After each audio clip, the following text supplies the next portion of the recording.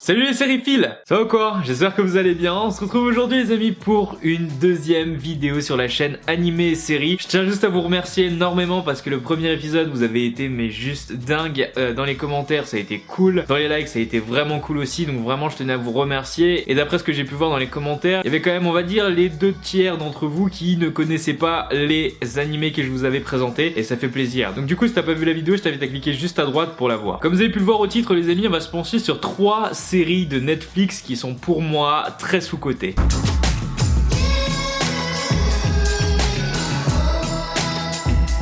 Alors pour le coup le mot sous-coté je l'emploie uniquement pour le fait que pour moi elles ne sont pas assez connues ces séries, mais vraiment elles ont un potentiel énorme et elles sont vraiment super bien. Comme vous avez pu le comprendre, ces séries sont toutes disponibles sur Netflix, hein, je vous cache rien. Donc du coup si vous voulez les voir vous pouvez les retrouver sur ce site. Commençons par la première série qui s'appelle 3%.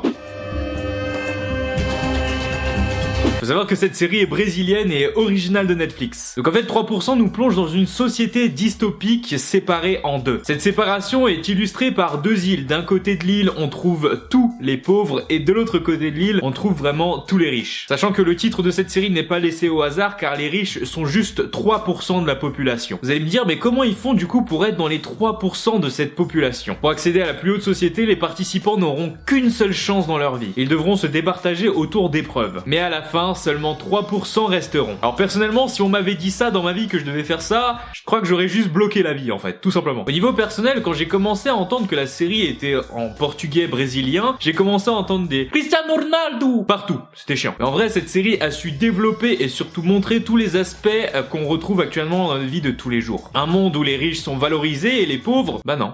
Regardez cette série, c'est vraiment vivre avec les personnages de manière très rapprochée. Chaque personne présente dans cette série ont une personnalité touchante même si beaucoup d'entre eux font les durs à cuire. En bref, c'est une série assez moralisatrice avec des rebondissements mais vraiment quasiment imprévisibles. La série comporte actuellement une saison de 8 épisodes d'environ 45 minutes. Faut savoir qu'une saison 2 est en préparation avec normalement 10 épisodes. On ne sait pas encore exactement quand, mais il faut suivre ça de près. Hype au max.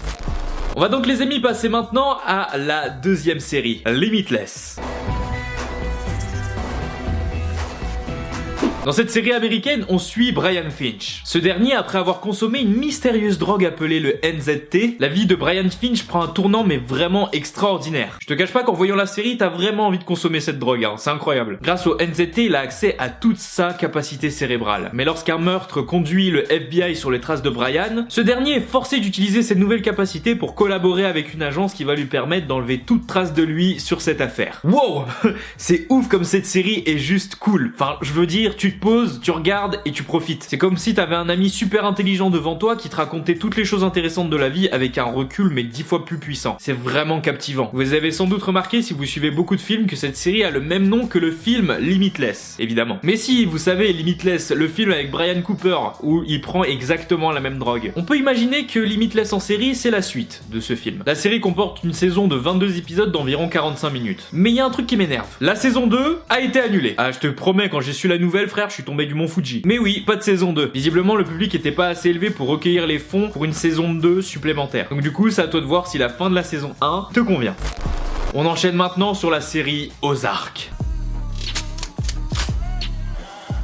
Ozark est une série américaine qui est parue il n'y a pas longtemps sur Netflix. Je l'ai découverte grâce au youtubeur iKillYou qui avait tout simplement fait un tweet pour en parler. Très intrigué, je suis donc allé voir ça et waouh! Dans cette série, on suit une famille en apparence ordinaire. Cette dernière va quitter Chicago pour les monts paisibles du Missouri. L'acteur principal joue Marty. Marty est un conseiller financier qui travaille également pour le compte du 2e plus gros cartel de drogue mexicain au monde. Mais un jour, les choses tournent mal. Ça tourne mal plus explication. Et Marty est donc engagé par le boss du cartel pour aller blanchir de l'argent dans les Ozarks. Ce drame sombre qui explore capitalisme, les relations familiales et la survie à travers les yeux de personnes tout sauf ordinaires nous met l'eau à la bouche mais vraiment à chaque épisode. Tu voudras toujours en savoir plus et savoir surtout comment Marty va s'en sortir face aux nombreux rebondissements et ahurissants rebondissements qui lui font face. La série comporte actuellement une saison de 10 épisodes d'environ 60 minutes. Une saison 2 est également en préparation.